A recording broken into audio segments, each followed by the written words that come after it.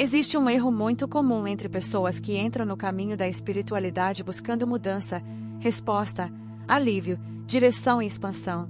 E esse erro é muito mais comum do que parece porque, à primeira vista, ele soa lógico, positivo e até coerente com tudo o que normalmente se ensina sobre manifestação. O erro é tentar atrair antes de limpar. É querer abrir uma fase nova sem perceber o quanto da fase antiga ainda continua sendo sustentado por dentro. É desejar uma realidade diferente, mas permanecer emocionalmente vinculada aos mesmos estados, aos mesmos padrões, aos mesmos excessos internos que já deveriam ter perdido força. Esse ponto é importante porque, quando alguém começa a se interessar por espiritualidade, manifestação, energia e alinhamento, quase sempre a primeira ideia que aparece é esta: eu preciso aprender a atrair melhor. Atrair mais abundância, mais oportunidades, mais leveza, mais clareza, mais amor, mais prosperidade, mais expansão.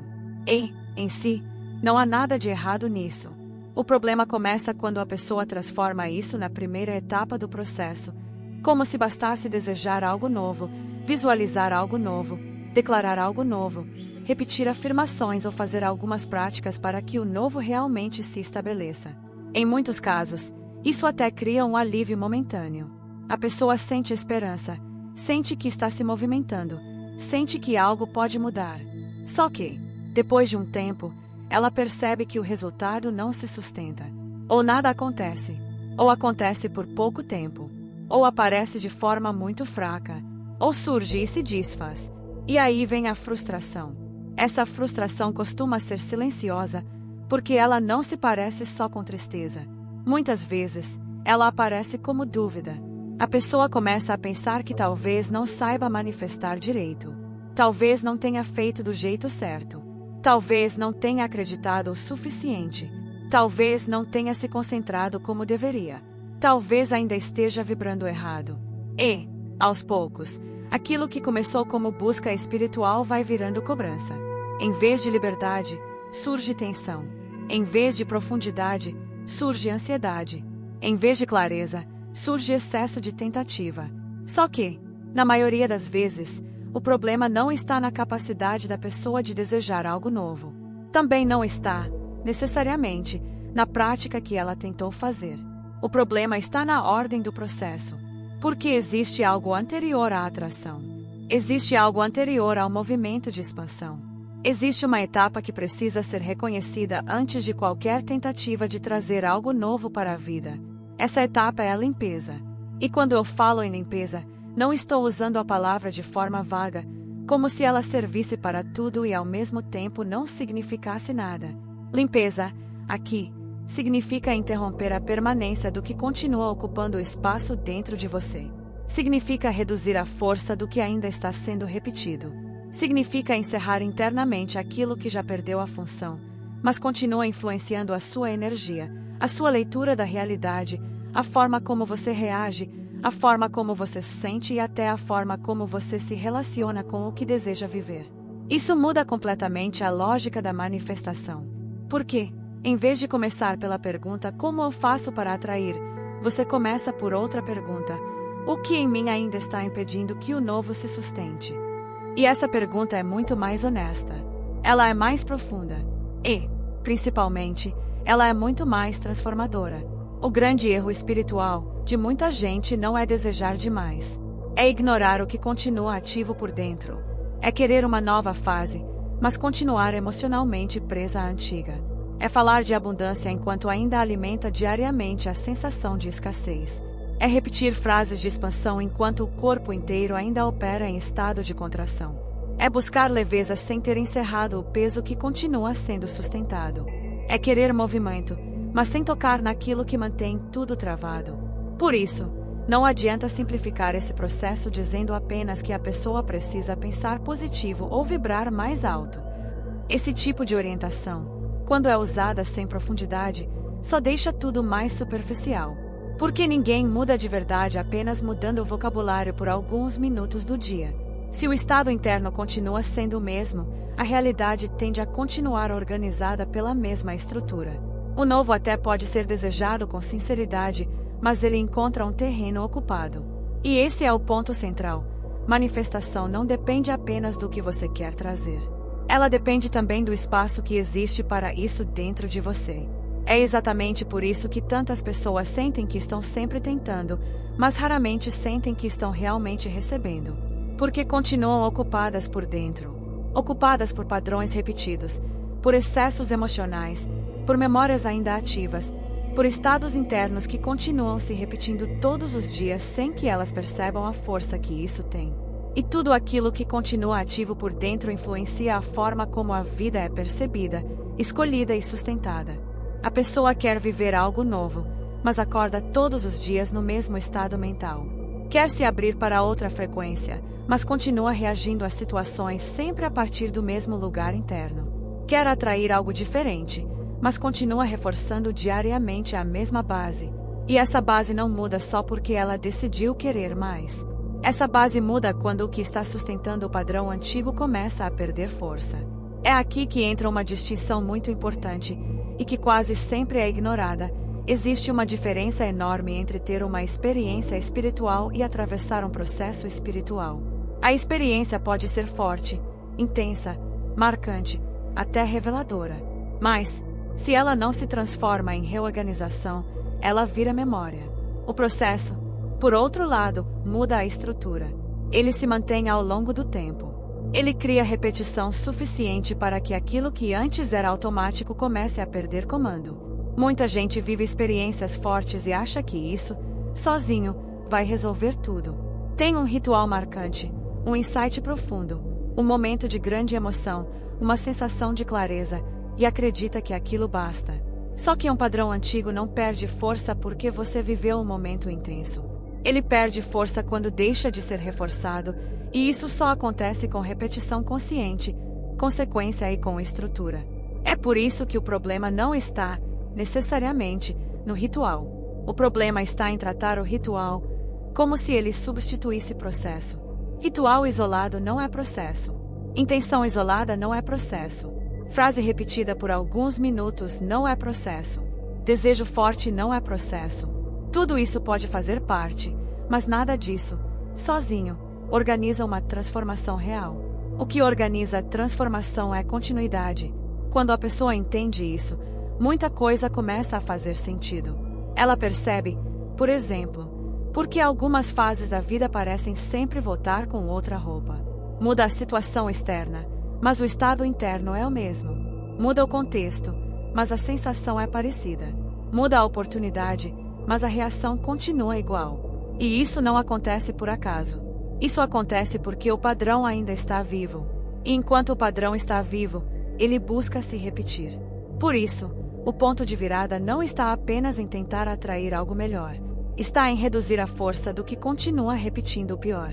E esse movimento de redução, de encerramento, de liberação, é justamente o movimento da lua minguante. A lua minguante é muito menos romantizada do que outras fases, e isso diz muito sobre o tipo de espiritualidade que as pessoas costumam preferir. Muita gente gosta da ideia de expansão. Gosta de falar de aumento, de manifestação, de abertura, de magnetismo, de conquista, de crescimento. Tudo isso parece mais bonito, mais leve, mais inspirador. Mas quase ninguém gosta de encarar o que precisa ser reduzido. Quase ninguém gosta de falar em corte, em encerramento, em perda de força, em retirada de excesso. Só que sem isso, todo o resto enfraquece. A lua minguante representa uma inteligência que muita gente não honra o suficiente. Ela mostra que nem toda evolução começa com crescimento. Às vezes, ela começa com diminuição. Às vezes, o avanço não vem porque algo entrou, mas porque algo saiu. Às vezes, a manifestação não depende da força do desejo, mas da capacidade de liberar o que está impedindo que esse desejo encontre espaço. Essa é uma mudança profunda de perspectiva, porque ela tira a pessoa do impulso de querer apenas chamar o novo e a obriga a encarar o quanto do antigo ainda está sendo protegido. E essa proteção do antigo nem sempre é consciente. Muitas vezes, a pessoa jura que quer sair de um padrão, mas continua organizando a própria rotina, a própria linguagem interna e a própria energia em torno dele. Ela diz que quer paz, mas se alimenta de tensão. Diz que quer leveza, mas continua emocionalmente colada ao peso. Diz que quer prosperidade, mas passa o dia inteiro reforçando internamente a ausência, aperto, limitação, medo e escassez. Diz que quer nova fase, mas acorda todos os dias devolvendo força à anterior. E isso não é incoerência moral. Isso é padrão. E padrão não se dissolve com culpa. Ele se dissolve com percepção, estrutura e repetição diferente. É por isso que o erro espiritual que bloqueia a manifestação não é querer demais. Também não é fazer espiritualidade. O erro é pular a etapa de limpeza e tentar atrair por cima de um campo que continua saturado. É não entender que primeiro vem a liberação. Primeiro vem a retirada do excesso. Primeiro vem o enfraquecimento daquilo que continua ocupando o espaço. Só depois a atração ganha consistência. Essa ordem importa muito. Por quê? Sem ela, tudo fica instável. A pessoa até pode se sentir conectada por um momento, mas não sustenta. Pode até abrir uma oportunidade, mas não consegue ficar. Pode até sentir que algo começou a mudar, mas logo tudo retorna. E isso não acontece porque ela manifestou errado. Acontece porque o padrão antigo ainda está mais forte do que o novo. E aqui existe outro ponto muito importante. O padrão antigo quase nunca se mantém só na mente. Ele também se mantém no corpo. Ele se mantém nas emoções, nas respostas fisiológicas, na forma como você começa o dia, na forma como você respira, na forma como reage, na velocidade com que volta ao mesmo estado interno. É por isso que a mudança precisa envolver o corpo e não apenas o pensamento. É aí que a água entra como parte de um processo e não como acessório simbólico. Quando o corpo é majoritariamente composto por água, ela deixa de ser só um detalhe. Ela passa a ser um meio pelo qual a repetição pode ganhar presença na rotina. Mas, de novo, não é a água sozinha que muda alguma coisa. O que muda é a lógica em que ela é usada. É a direção. É a intenção associada à repetição. É o fato de o processo se tornar contínuo, e não pontual. O mesmo vale para o momento em que você acorda. Porque esse é um dos lugares onde o padrão antigo mais rapidamente volta a assumir o comando. A pessoa desperta e, antes mesmo de perceber, já entrou de novo no mesmo fluxo mental. Nas mesmas preocupações, no mesmo peso, na mesma narrativa interna. E isso acontece todos os dias. Então, se esse ponto não é interrompido, o restante do dia continua sendo construído em cima da mesma base. E, se a base continua igual, a manifestação continua fraca. É por isso que a limpeza não pode ser pensada como uma prática isolada. Ela precisa ser um processo sustentado. Um processo que começa no início do dia, que continua ao longo da rotina, que reforça uma mesma direção e que acontece dentro do ciclo correto. Sem isso, a pessoa até entende o que precisa fazer, mas não cria força suficiente para realmente alterar o padrão. E é exatamente aí que entra a diferença entre querer mudar e seguir um protocolo. Querer mudar é importante, mas não basta. Protocolo significa estrutura. Significa tirar a transformação do campo da improvisação e colocá-la no campo da execução. Significa não depender só do seu humor, da sua disposição do dia, do seu estado emocional do momento. Significa ter uma lógica que sustente o processo quando o automático tentar puxar de volta. O protocolo lunar foi criado a partir dessa necessidade, não como uma ideia bonita para a pessoa consumir e esquecer, mas como uma forma de organizar uma limpeza real. Ele respeita a lógica do ciclo, respeita a necessidade de repetição. Respeita a ordem correta do processo. E é justamente por isso que ele começa na lua minguante, porque esse não é um detalhe estético, é parte da força do método. Não faria sentido falar de limpeza profunda e iniciar isso em qualquer momento, sem coerência com o próprio movimento que se quer trabalhar. E por isso as inscrições encerram antes. Não porque se queira criar urgência artificial, mas porque existe um ponto certo para começar. Se o processo depende da força daquele ciclo, então ele precisa ser iniciado dentro dele. Começar depois significa perder exatamente o fundamento que sustenta o método. Se você quer parar de tentar manifestar por cima do que continua te puxando para o mesmo lugar, se quer sair desse movimento de esforço sem sustentação e se quer atravessar um processo real de limpeza para então abrir espaço para o novo, o protocolo lunar está disponível no link da descrição para você acessar e entrar no próximo ciclo. E, se este vídeo fez sentido para você, se inscreve no canal, deixa o like e comenta aqui embaixo o que você sente que mais se repete na sua vida, porque dar nome ao padrão já é uma forma de começar a enfraquecer a força invisível que ele tinha sobre você.